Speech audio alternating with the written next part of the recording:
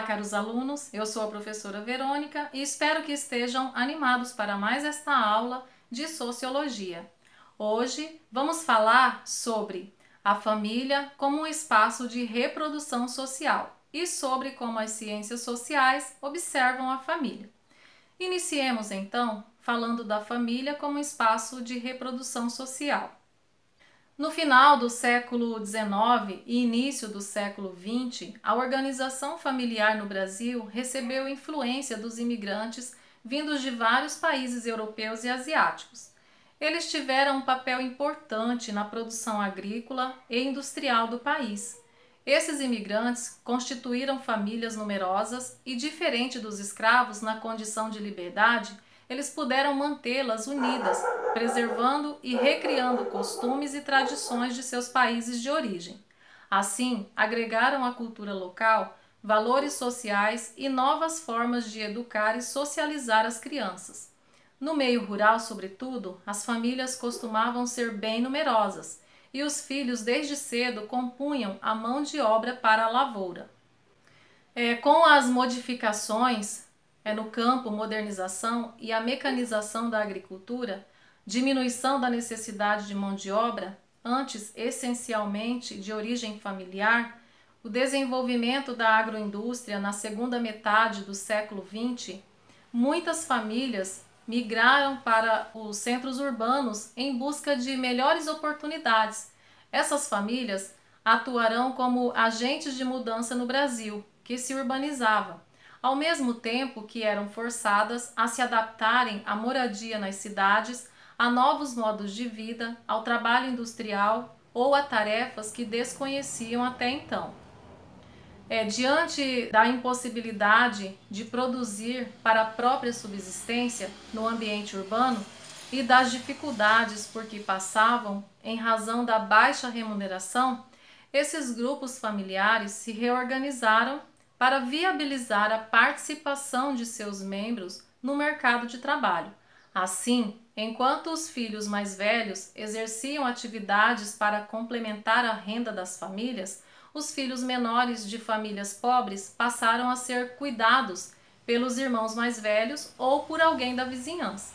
Iam para creches ou ficavam sozinhos em casa, dependendo da idade das crianças. Mais que responsáveis pela reprodução biológica, as famílias são unidades de reprodução social. Nos espaços de convivência familiar ocorre a socialização permanente de seus membros, fundada em relações que produzem ideologicamente e perpetuam determinados costumes, hábitos e padrões de comportamento. A família, ela é um coletivo e, em geral, constituem uma rede. Isso significa que elas envolvem os parentes em uma trama de obrigações morais e laços de solidariedade que viabilizam a sobrevivência dos indivíduos. Valem-se de grupos domésticos em alguns casos específicos da vizinhança e de outros tipos de comunidade, como clubes e associações de bairro, para garantir a sua manutenção.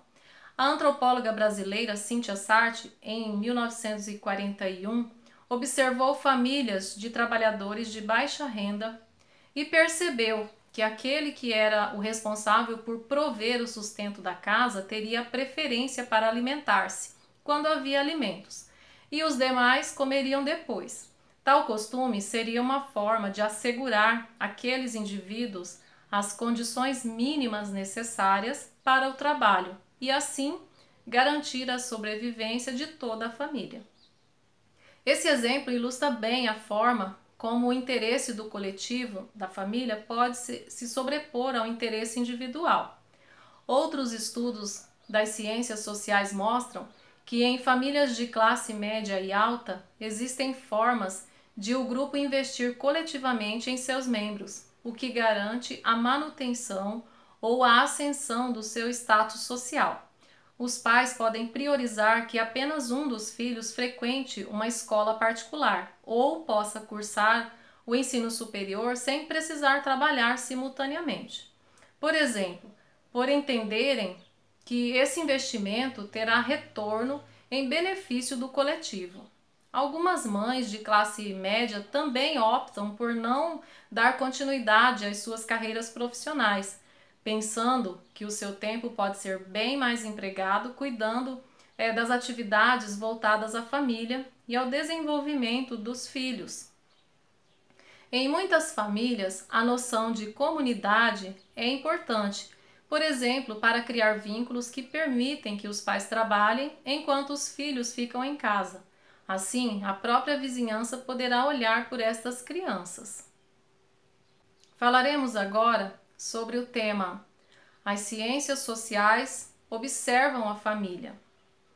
Dentre as ciências sociais, a antropologia e a sociologia são aquelas que têm desenvolvido mais estudos sobre questões ligadas à família, arranjos familiares e parentesco.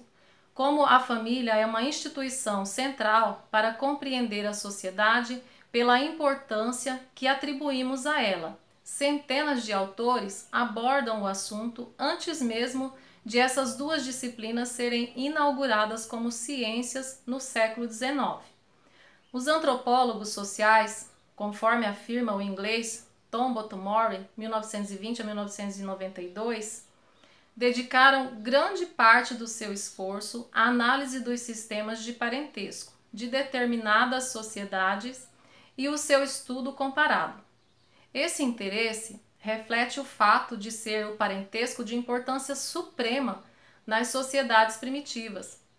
É o principal fator de manutenção da unidade social e constitui a moldura da qual o indivíduo recebe funções econômicas e políticas, adquire direitos e obrigações, recebe ajuda da comunidade. Usualmente, portanto, a forma mais efetiva de estudar a estrutura social de uma sociedade primitiva é começar com a análise de parentesco. Ao analisar a formação das sociedades indígenas do continente americano, Levi-Strauss indicou algumas características comuns, entre os quais o sistema de circulação de mulheres como regra de convivência entre os grupos. Essa regra consiste na cessão de uma mulher de um grupo familiar para ser cônjuge de um indivíduo de outro grupo, que retribui cedendo também uma mulher para casar-se com um homem do primeiro grupo. Esse sistema estabelece as alianças que organizam essas sociedades. As regras, os graus de parentesco e as relações que as se estabelecem variam conforme as sociedades. Uma união que em um tipo de sociedade é proibido, em outra pode ser tolerada e mesmo promovida.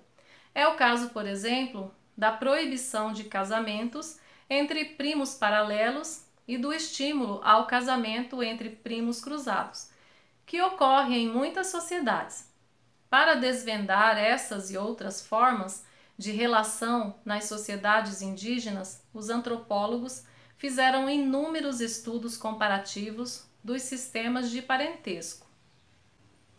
Um primo paralelo é filho do irmão do pai ou da irmã da mãe, enquanto um primo cruzado é filho da irmã do pai ou filho do irmão da mãe. Um dos achados mais curiosos sobre parentesco é descrito pela antropóloga inglesa Marilyn Strathel, em seu livro After Nature, que quer dizer Após a Natureza, sem publicação em português, de 1992. No livro, ela comenta algumas etnografias, os estudos descritivos das características culturais e sociais de etnias, feitas na Papua Nova Guiné, descrevendo sociedades em que as relações com as pessoas são desfeitas após a sua morte. Em uma dessas sociedades, por exemplo, se uma mãe vier a falecer, seu filho deixa de ser filho e ela deixa de ser mãe, e ambos perdem qualquer status associado a essas posições sociais. Isso nos faz perceber que na sociedade ocidental o parentesco é em geral fixo, com exceção de algumas posições conjugais. É possível ser ex-marido, mas de maneira geral não é possível ser ex-pai ou ex-filho. Além das relações simbólicas que nos tornam pai, mãe, filho num sistema de parentesco, a antropologia tem se dedicado também a entender de que forma a organização da vida comum em grupos de parentesco ou famílias influencia a construção de novas visões de mundo. Janet Carsten, uma antropóloga britânica, diz em seu livro Após o Parentesco que a casa tem uma dimensão física, o espaço, as paredes, os objetos, mas também uma dimensão simbólica. Ela é formada pelas pessoas e pelas visões de mundo que orientam suas relações, umas com as outras, com os objetos e com o espaço, relações essas exercitadas nos rituais do dia a dia.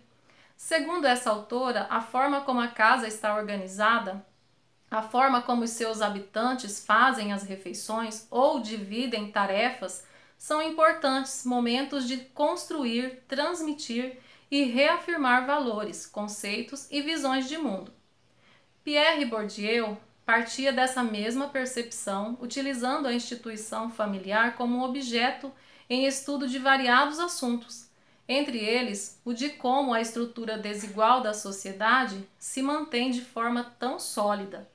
As famílias e outros grupos sociais transmitem aos seus membros uma série de valores, formas de se comportar e visões de mundo, criando uma identidade própria que lhes permite dizer quem são seus semelhantes. Esse conjunto de maneiras de agir e sentir que os indivíduos de um grupo ou classe social compartilham entre si, chamado hábitos, os predispõe a realizar práticas particulares semelhantes relacionadas a aspectos como ocupação, educação, renda, preferências artísticas, entre outras.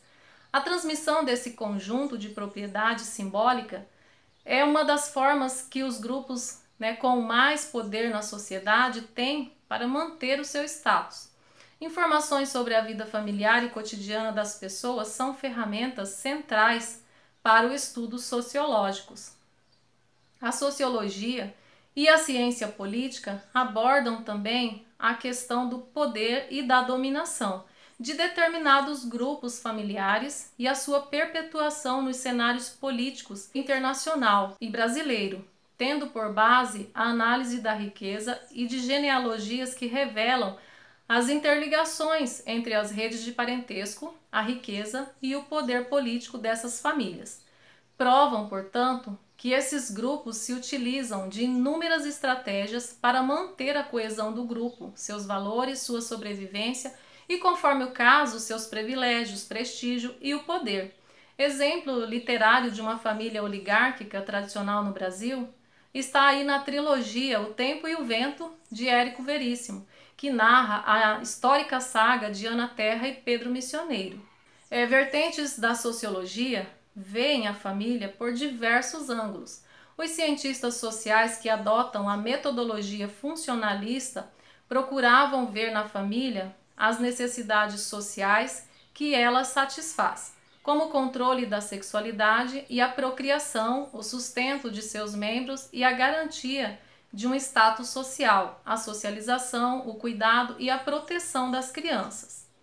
Outros estudiosos consideram a família uma unidade na qual se encontram diferentes tensões que controlam o convívio do seu interior, como as relações entre irmãos, pais e filhos. Essas situações podem desencadear disputas de poder em processos de socialização, de luta pela sobrevivência ou herança. O sociólogo Talcott Parsons, por exemplo, sustenta que a família nuclear surgiu como resposta às exigências do sistema econômico da sociedade industrial.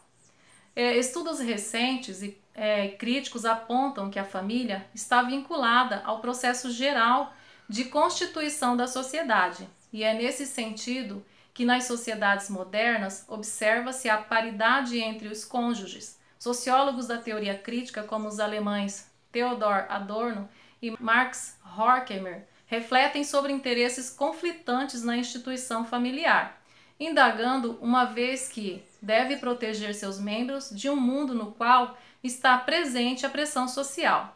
É possível manter a função protetora da família e eliminar o seu aspecto disciplinar? Fica aí esse questionamento dos sociólogos, para que possamos pensar nesse assunto. Será possível proteger a família eliminando o aspecto disciplinar?